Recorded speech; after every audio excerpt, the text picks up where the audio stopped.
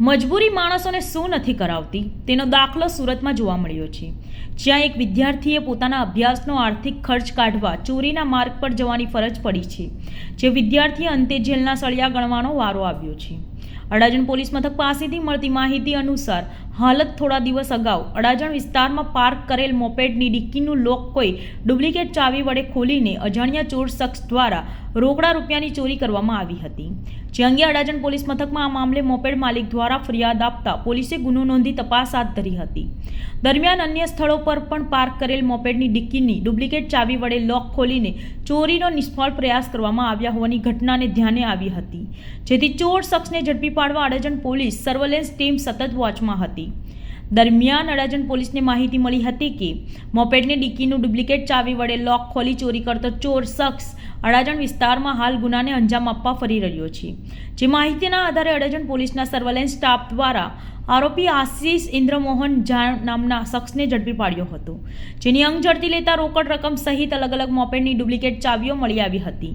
આરોપી પાસેથી રોકડા રૂપિયા 34,000થી વધુ મત્તાનો મુદ્દામાલ કબજે કરી પોલીસ દ્વારા ઊંડાણપૂર્વકની પૂછપરછ હાથ ધરવામાં આવી હતી। પોલીસ પૂછપરછમાં આરોપી આશીષ ઇન્દ્રમોહન ઝા મૂળ બિહારનો વતની અને હાલ નવાગામ ડિંડોલી ખાતે આવેલ અયોધ્યાનગર સોસાયટીમાં ભાડેના મકાનમાં રહેતો હોવાની માહિતી સામે આવી હતી। ઉપરાંત આરોપી પોતે ચાર્ટર એકાઉન્ટનો અભ્યાસ કરે છે અને અભ્યાસનો આર્થિક ખર્ચ કાઢવા ચોરીના રવાડે ચડ્યો હોવાની વિગતો પોલીસે જણાવી હતી। આરોપીએ પોલીસને જણાવ્યું હતું કે પોતાની આર્થિક સ્થિતિ ખૂબ જ નબળી છે અને વતન રહેતા માતા પિતા તેનો અભ્યાસનો ખર્ચ ઉપાડે છે, જે ખર્ચ કાઢવા માતા પિતા પણ ખૂબ જ મુશ્કેલી બની રહ્યું છે।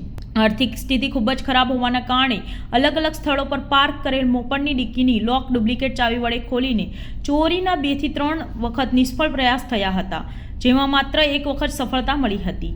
જો કે અન્ય ચોરીની ઘટનાને અંજામ આપવા માટે અડાજણ વિસ્તારમાં ફરી રહ્યો હતો તે વેળાએ જ પોલીસે તેને ઝડપી પાડ્યો હતો। અડાજણ પોલીસના જણાવ્યા મુજબ આરોપી હાલ સીએનો અભ્યાસ કરી રહ્યો છે, જે અભ્યાસનો ખર્ચ કાઢવા માટે તેને ચોરી કર્યા હોવાનું નિવેદન પોલીસ સમક્ષ આપ્યું છે। તેમ છતાં આરોપીએ અગાઉ આવી કોઈ ચોરીને ઘટનાને અંજામ આપ્યો છે કે કેમ તે દિશામાં અડાજણ પોલીસ દ્વારા તપાસ હાથ ધરવામાં આવશે। હાલ અડાજણ પોલીસ ચોપડે નોંધાયેલા ચોરીના એક ગુનાનો ભેદ ઉકેલવામાં પોલીસને સફળતા મળી છે, જ્યાં આરોપીની હાલ ઊંડાણપૂર્વકની પૂછપરછ હાથ ધરવામાં આવી છે, જે પૂછપરછમાં અન્ય ખુલાસા બહાર આવે તેવી શક્યતા રહેલી છે। અડાજણ પોલીસ સ્ટેશનમાં એક ચોરીનો ગાડીના ડિક્કીમાંથી ચોરી કરવાનો ગુનો બનેલો છે, ગઈકાલે દાખલ થયેલ છે। એના અનુસંધાનમાં પોલીસે તપાસ કરતા ટેકનિકલ સ્ટાફ અને પોલીસની મહેનતથી આરોપીને પકડી લેલ છે અને 34,000નો આખો મુદ્દામાલ રિકવર કરવામાં આવેલ છે અને હાલમાં આરોપીને અટક કરવામાં આવેલ છે અને આગળની પૂછપરછ ચાલે છે। અગાઉ આ કામના આરોપી અત્યારે તો પૂછપરછ કરતાં કોઈ બીજા ગુનામાં છે કે કેમ અત્યારે કંઈ બતાવતો નથી, પરંતુ આરોપીના નામદાર કોર્ટમાં કરીને રિમાન્ડની કાર્યવાહી કરીશું, ત્યાર પછી આરોપીને ખબર પડે કે બીજા કોઈ ગુનામાં સંડોવાયેલ છે કે કેમ। ચોરી કરવાનું કારણ શું? છોકરો અત્યારે ભણે છે આરોપી, અને એને પોતાની આર્થિક સ્થિતિના કારણે ચોરી કરેલી છે। એ અત્યારે નવાગામ ડિંડોલી રહે છે આરોપી।